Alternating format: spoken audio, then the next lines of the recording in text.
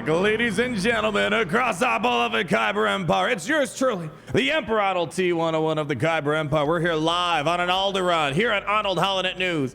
The only news you're ever gonna need. Because you have no other choice. I hope you had a fantastic weekend here in the Kyber Empire. We have some interesting news, big news, which is gonna be huge. For Marvel Snap, we got some intel in regards to the new battle mode coming to Marvel Snap. There was a Unity blog discussing it. I can't emphasize enough, especially for the mobile game genre. This is huge that we're getting a sandbox mode, a player versus player, friend versus friend, something to do with your friends on the weekends for fun. I'm really excited, stoked to do this, and I can't wait to do some more tournament stuff with you and some other important little Reddit tidbits that I want to put on your guys' radar. And for every like on this video today, we have an exclusive emote to give away for free today, so be sure you're checking out all that stuff here. I got Mobile Gamers permission to make sure we get to do that giveaway here. I'm really excited about all this stuff, and hey, I was actually about to post a really big Pool 2 deck guide. Really excited to post it, but I'm gonna post this today, so make sure you like and subscribe, because probably tomorrow we're gonna help you get ready for this new battle mode coming to Marvel Snap, and you're gonna want to make sure you're on top of all the little fun decks to make the most out of your collection. So battle mode, long story short, it's a sandbox mode. Nothing really up for stake grabs. It's not like a seasonal climb like we have with the normal core concept of Marvel Snap. This is more what I'm thinking is going to be more for like a pro gamer scene. I always love when I'm a pro gamer, you know, gamer scenes, or maybe you're gonna have some friends over for the weekend. You want to do like your own private tournament. I have my own tournament plans lined up as well for this. So it's mostly meant to be a fun social interaction tool that's not just meant to be about competitiveness and the constant grind, more for theory crafting, testing, and just having fun, low stakes effort. I think this is gonna be huge. I've come from a game from Galaxy Heroes and many other mobile games out there. They refuse, the developers refuse to add a sandbox mode, and people have been asking for it for years and years and years. And it's kind of an important tool, I feel like, to keep people's interest in a game. So this is crazy that they're adding this so long into the cycle, where there's games like Galaxy Heroes been around for 7-8 years, and they refuse. They've actually told the community, we're never gonna do this. So I don't want to say appreciate this because other games don't appreciate it. It's a big deal though. They have this. So there was a Unity blog, surprisingly if not in game, but anyways, we're gonna check it out. Marvel Snap, winner of the mobile game of the year at the 2022 Game Awards, will release a version 1.0 of its brand new competitive mode in just a few weeks. As the second dinner team puts the final touches on this new feature, the studio's associate director, Kent Eric Hagman, shares some deeper insights about the new game mode. Yeah, I don't know why this isn't on their forum post. It's a lot of interesting stuff here. So battle mode, while designing Marvel Snap, it was absolutely critical to us to make the most fun, accessible card battler ever. It definitely is there. It's crazy that a card game is this popular and it's so approachable. You don't need to have that. It's not like Yu-Gi-Oh! Where you gotta like memorize text upon text, books upon books. You know, maybe Marvel Snap will get there one day, but right now it's very approachable, very easy to pick up, and very quick to play. We wanted a card battler anyone can, hey, look at this. We wanted a card battler anyone could get into, so that more people than ever before could experience just how fun card games are. But that was just the beginning. We also wanted an ultra competitive way to play against friends. I mean, I just can't emphasize. I wish some of the other games I played had that. I feel most games have a way to play against your friends, but a lot of mobile games, they don't want to do it. But I'm glad this one is.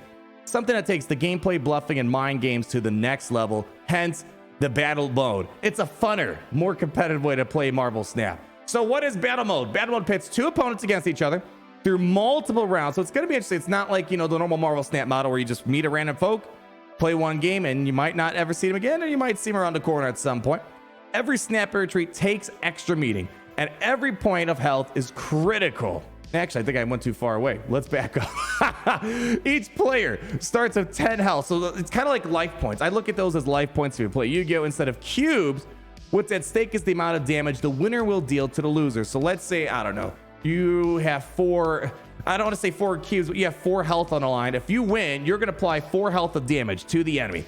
If you can deplete your opponent's health to 0, you win. They claim there's going to be no ties with this mod as well, so there's always going to be a victor on one side or the other. In battle mode, the stakes are front and center. Every snap and retreat takes extra meaning, as every point of health is critical to remaining alive. So I assume the stakes are going to be probably similar to the snap. So it starts if at 1, then if it snaps, it goes to 2. If someone else snaps, it goes to 4, and then the final score could be 8. I'm assuming a similar thing is going to work in terms of how you double down and all that. Further, each player's deck is locked for the duration of battle, so you can't just like swap out midway. This means you'll quickly learn which cards are in your opponent's deck. This is the interesting part, because most folks you meet, you play against them and you never see them again, and you don't know what they're running. Here, let's say the first round's rough. Now you're like, okay, I know they're running Wong. I know they're going to try to do this combo. I'm going to try to make sure I time Cosmo a lot better than the first time around or something like that. And they might be aware of what sneaky tricks you're hiding. Keeping track of what cards in your deck haven't been seen by your opponent can make all the difference in whether you squeeze out an extra snap. So maybe first round, no one really snaps because they want to kind of see what your opponent's doing. And once you feel confident, you know what their deck is like, you're probably going to be a bit more aggressive. Now you know what their win or lose condition is. Design philosophy. When coming up with a more competitive head-to-head format for Marvel Snap, it was critical to us that we kept the ability to bluff and tactically retreat. If anything, it was important that we bring those elements to the forefront. We also knew that over a series of games, the mind games of learning and anticipating, that's the thing right there. What was in your opponent's deck and their specific playstyle was something that would add a ton of fun.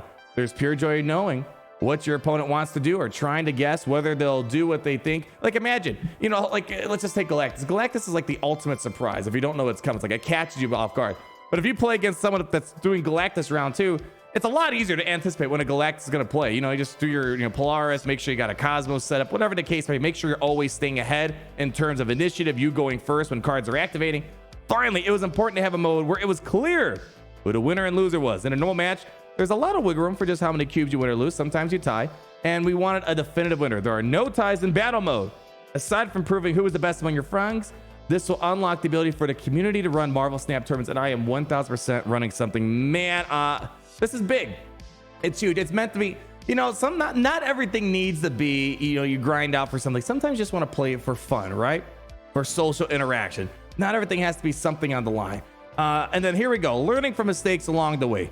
While developing battle mode, we tried some things that ended not quite working well. We tried a bunch of different health values. We tried a mode where the Reality Stone transforms cards into your hand before each game. That's pretty crazy.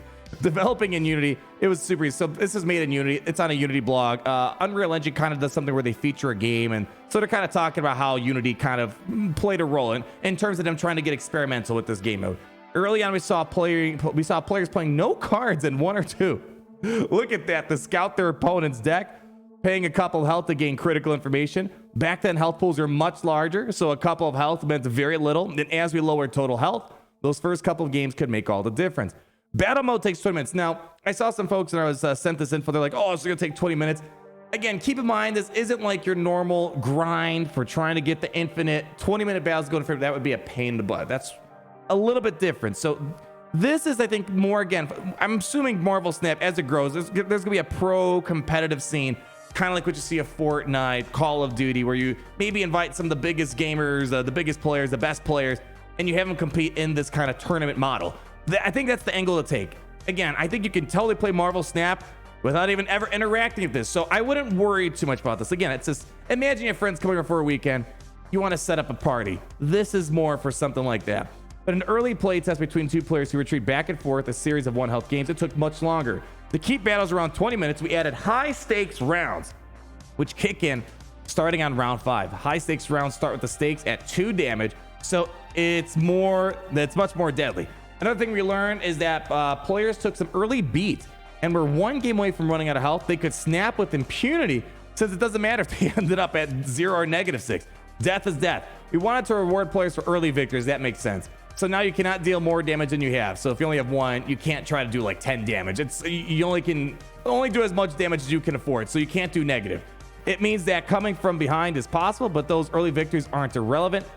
And the bluffing aspect of Snap remains intact. Since your opponent cannot risk to health, they do not have. And they said they're just getting started. At launch, battle mode will only allow players from the same matchmaking region to play against each other, but they're going to work on some global matchmaking, and that will come a bit later. We're very excited to get battle mode out to everyone as soon as we can. This has truly been a labor of love, and we can't wait to see how players enjoy this first cut of battle mode. So it's only the beginning, my friends. And again, if the 20-minute thing isn't your thing, for now, maybe they'll change it down the road and they'll make it, you know, where it's kind of mandatory to get resources or something. For right now, it seems like it's purely for fun, having fun, theory crafting, sandbox testing. I think that's really where it is, because sometimes you want to test a new deck and you don't want to like drop a bajillion ranks, right? Inside of your infinite climb. So for me personally, this is a real big deal, and this makes me jealous that some of the other games I play in my main channel, some developers refuse to add this. It's too expensive. It's not worth our time. But then they want to work on other pay-to-play models or whatnot. So I just want to emphasize again, you know, even though you might have played some of the games I played in the main channel,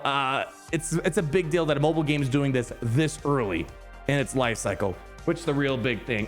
Quick, I want to go over a few things. I have a little bit of experience in regards to this. So Crypto Basic Brent posted how they got charged 3 times for Pro Bundle last week. So if you did buy the Pro Bundle, which again, long story short, we did unboxing, we talked about it. If you're someone in Pool 3 trying to complete Pool 3 and you don't mind spending, you already buy credits, that's where the value comes. And otherwise, it's out of reach for most folks. $100 is not in the realm for what most people want to do in a mobile game. But check to make sure you weren't charged multiple times. They went through the support for the game, and it seems like they're having a hard time. This person right here, Doherty98, it hit the nail on the head. I worked for Apple for a little bit of time. This is kind of what people did to kind of work around bad support for mobile games. You make a ticket into Apple Store support for a refund.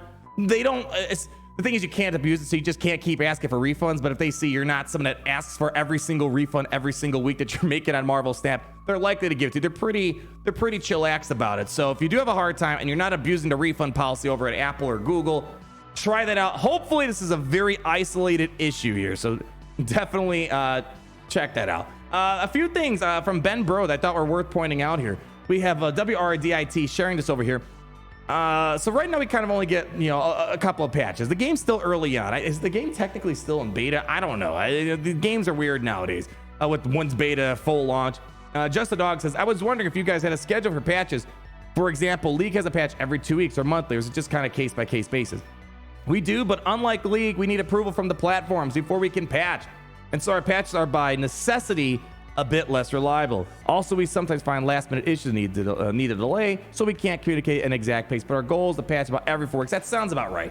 Usually every month, just the bigger update's gonna be hitting us. So if you're wondering when's the next gonna happen, seems like, come February. We know January 31st, we're gonna get an update that's gonna bring all those bigger cards from Series 5 to Series 4 and Series 4 to Series 3. So that's, it's not for a mobile game, it's not a bad order of operation.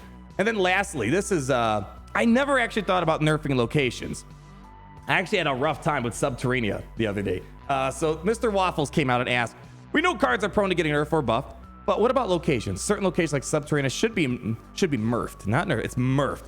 From 5 rock shuffle to 3. It's not a good design, just annoyingly frustrating. And here's what Ben said. We have changed locations in the past and certainly will do so in the future. I tend to personally enjoy Subterranea as it creates some of the best bluffing moments in the game.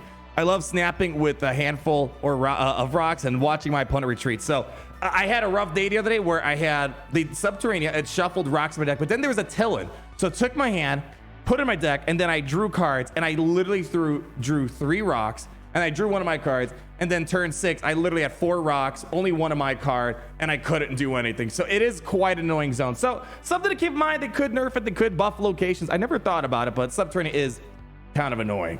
Do you know what they need to do? They need to buff Ego. Ego needs to be even more annoying. I think that's what we truly need. And then here we go. I love doing this as a mobile gamer. So I'm going to try to keep these mostly when I do collabs of mobile gamer because it's kind of his thing, but I had to do it. So for every person who liked this video today, I hope you did enjoy it. If you like, you comment down below, you subscribe to the Ever-Growing Empire. You're ready for this new week of Marvel Snap domination. You'll be getting for free in your account an exclusive middle finger Wolverine emote. This is the best part. This is not a scam. I learned this the other day. Apparently, there might be a chance if your opponent is spamming the Miss Marvel thumbs up. I guess that's currently the indirect way of giving someone a middle finger. I didn't know that. So all those days I'm giving someone a thumbs up, they probably think I'm flipping them off if they know that's maybe the new way of using a Miss Marvel. I don't know, but I think this would be overused if they brought it to Marvel Snap. All right, guys. It was great hanging out with you guys. Please, hope you had a great time here. I'm looking forward to this week. Stay tuned for the Pool 2 deck, best deck guide that I'm going to be posting very shortly here. But until then, please always remember that it's great to be in the Empire today. Oh, it's great.